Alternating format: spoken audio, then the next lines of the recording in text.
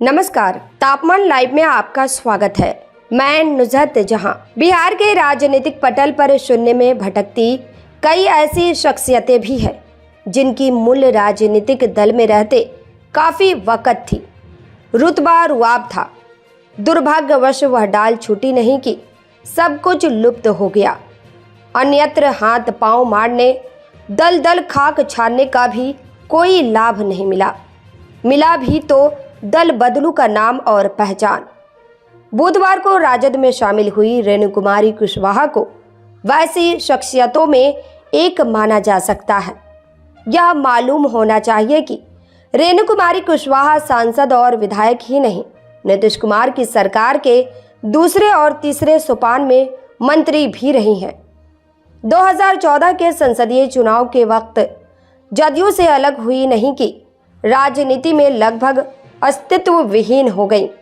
नीतीश कुमार से नजदीकी के बाद भी जदयू से अलग हो जाने का तात्कालिक कारण जो रहा हो, उसे संसदीय चुनाव से जोड़कर देखा गया।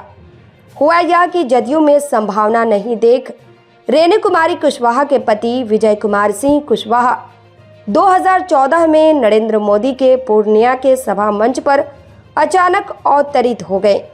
यह देख राजनीति अचंभित रह गई।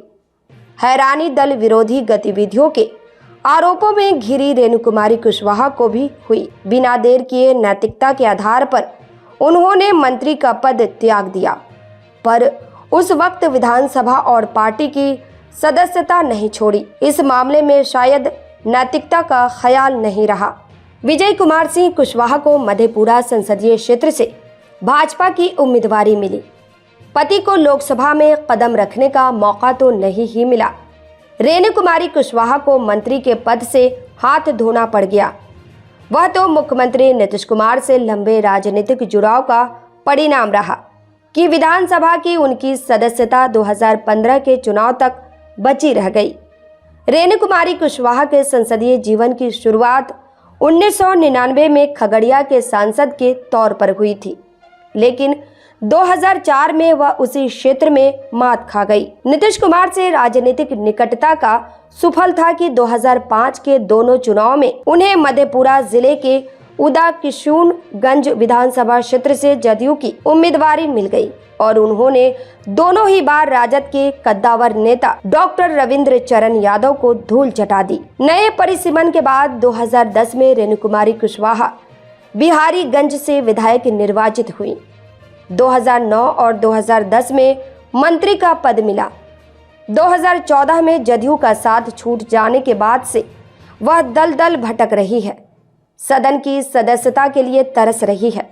वैसे पति विजय सिंह कुशवाहा की मधेपुरा की जमानत गंवाऊ हार के बावजूद उन्हें 2015 के विधानसभा चुनाव में समस्तीपुर से भाजपा की उम्मीदवारी मिली। हश्र पति सरीखा ही हुआ।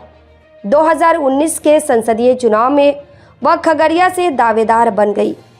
दाल नहीं गली तब अप्रैल 2019 में भाजपा से अलग हो गई। बाद में जुड़ाव लोजपा से हो गया। 2020 में खगड़िया विधानसभा क्षेत्र से लोजपा की उम्मीदवारी मिल गई। खुद तो निर्वाचित नहीं हुई।